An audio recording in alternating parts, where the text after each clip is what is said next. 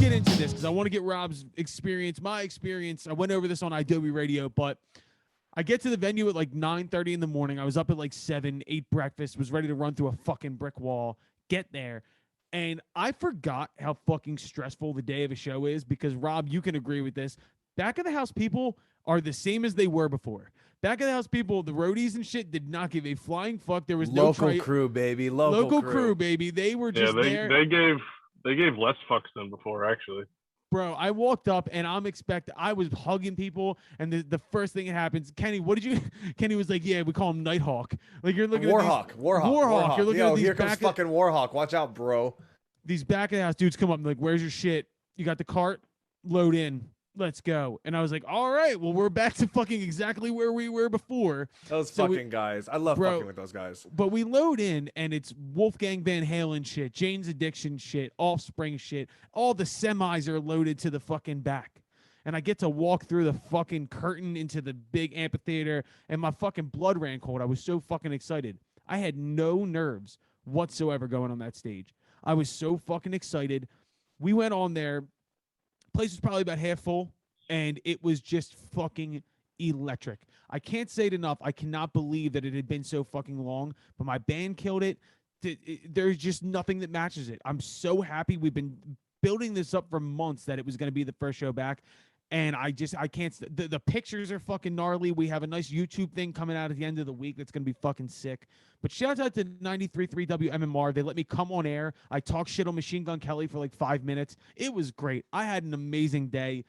Dave, wish you could have been there, but we did have an imposter White Sox, Dave, which you'll be seeing in the video on Friday. Our guitar tech, Keith, looks nothing like you, but we were thinking about shoving a hat on and just rolling him out on stage, and he's fucking ripped. So it would have been hilarious. But Rob, let's get your experience. You've been back out on the road now. What's it been like? I've had a couple of different shows. I've had a few fly dates, and I was on a tour for about 2 weeks. It was fun. It was definitely strange at first. Feels normal to a certain extent, but then walking back into it with some COVID protocols and all that other fun stuff too, definitely had a eerie vibe over it. Oh yeah. But overall, it was great. The first couple shows I did were X, LA punk band X.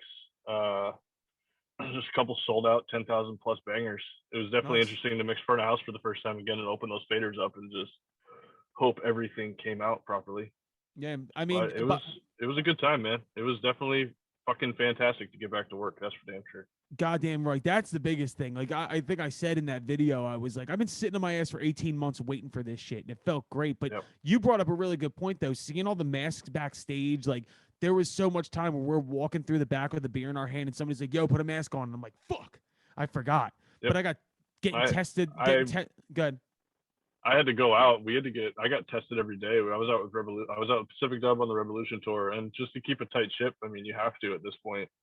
Because you can't fuck around with that. You're talking about losing tens of thousands of dollars if one of those amphitheater shows gets canceled. That's so much money, and which will somersault into other shows getting canceled too, and fucking everybody else over. One fucking tour brings something in and it gets the house crew canceled. You're looking at a week of shows for some of these amphitheaters. That could be a fucking $1 million. Bro, a lot of money. And we walked in the same time as Aaron Jones and Dirty Honey and a couple of these other bands. And we're all sitting there swabbing our noses, and we're sitting there like, dude, if one of us is positive, we're all fucked. Like, you guys just flew in from a tour with the Black Crowes. You just came in from Seattle. Like, what are we going to do? And not to mention, there's 20,000 people here today. Like, it really is eerie. No, that was the weirdest thing. Like, I got to Arizona for day one of tour, and I'm sitting in the back alley of the venue, swabbing my nose, going, I might not even get to go in right now. I just flew across the country. And I literally might not even get to go in. And it's just a weird fucking feeling. But it happened. It was fucking great to get back to work. Honestly, can't wait to go back. Says the man with the 4-month-old baby. He's like, God, I can't wait to get back out on the fucking road. So what's on the horizon for both of you guys? So what's up next? You've been knocking out your first few shows. What do we got coming up? I got October 23rd at the Greek Theater in LA with X. They're doing for the 40th anniversary of their Los Angeles record in the entirety of the first time ever. Nice. We're going to do that one, and then I have a 3-week run with X again in December up and down the West Coast. So beautiful. Nothing too crazy, just a couple things here and there.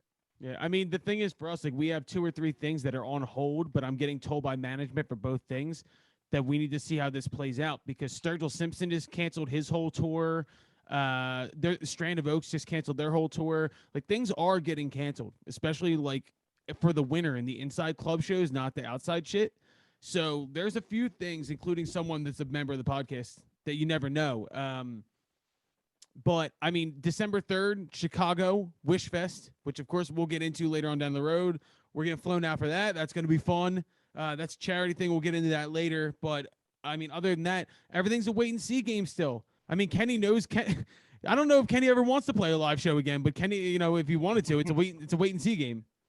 Yeah, I mean, it's weird because it feels like it's quote unquote getting better out there, but then also I'm seeing tours getting canceled. So like, I don't know. I have no answer. Makes no sense to feelings. me. Yeah, Why? I don't know what's Why is happening.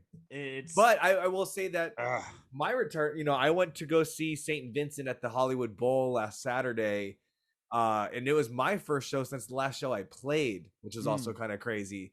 It fucking felt good. It felt real good to be. It was outdoors as the bowl is, and it was super safe. And you know, I would prefer to see her in a 1,000-cap room shredding with the walls in, right? But like, just to like feel the kick and the bass and the people and the sing-alongs and the dramatics and the theater performances and the lights go down and the lights come up and the strobes are going. Like, you know, like I told you yesterday, Colin, that when something is really good, my first instinct is to start laughing. And I was laughing the entire show because I was absolutely floored by this chick's performance. She's so fucking good. And my first reaction is always to get mad. When I see something that's really good, I'm just like, fuck you. Get the fuck out of here. That's how I am too. If I see like a hot dude walking down the street, I'm like, okay. My wife's like, why do you keep laughing? I'm like, because this is unbelievable. Dude, like, I'm such an idiot. We talked about this already, but my first show is actually the Windy City Smokeout, which is big country music festival. It's went from, you know, a few thousand people to like 100,000 people overnight seemingly. But Dante, who's not here today, but he was playing in between, I forget who it was, and then the headliner, whoever that was, but he was on for like the second or third day of the festival, and we had sick fucking basically like on the stage VIP access, all you can eat and drink, everything was free. When he got done, or it was Brett Eldridge. That's who we were watching. We were watching Brett Eldridge. He's like, yo, come with me. So I followed him, and he stopped right in the middle of all these people. I'm like, what the fuck are we doing? There's people here. Yeah, and exactly. He's like, I had to soak it in, man. I'm like, what the we had all this free shit like right on top of the stage, you asshole. And he's like, I got to be out here. And bro, I miss catering so much, Kenny. I got 3 square meals. It was fucking delicious. It was I great. fucking live at catering, man. Bro, I chugged chocolate milk just because it was there. There was chocolate milk at catering, and I just fucking slugged it. There's so full many, by the time you go on stage. Bro, there's so many things from that day that like I've been editing footage for the past like 24 hours. And just things like sound check. Like just getting to watch back the footage of sound check. Like my drummer Jimmy beating the shit out of his rack tom just to get the right tone out of it. Or like Erica singing into an empty arena. Like that gives me goosebumps. I just watched it back and smiled. Like I was like, what the fuck? And I was telling Kenny yesterday, even something as nerdy as like our tech rider had our logo behind us on a big fucking giant screen behind us. And I was like, dude, I fucking love this shit. I really do. We've had so many like, what's the word I'm looking for? Hypothetical conversations about what it was going to be like to get back out on stage. And I'm getting the same reaction from a lot of musicians. I'm also getting some negative reaction from a lot of musicians in the fact that it is still a thing where like if you're playing clubs, people still aren't coming out the way they used to come out because there is hoops to jump through to get to the show. Mm-hmm. You know what I mean? Like it's the smaller echelon bands that are still playing 150 to 200 cap rooms. And it's like somebody might go out to go see Guns N' Roses, but they might not go out to see fucking, you know, little Johnny over here who's coming through with his band on a 6-band bill at fucking Milk Boy upstairs. Like, right.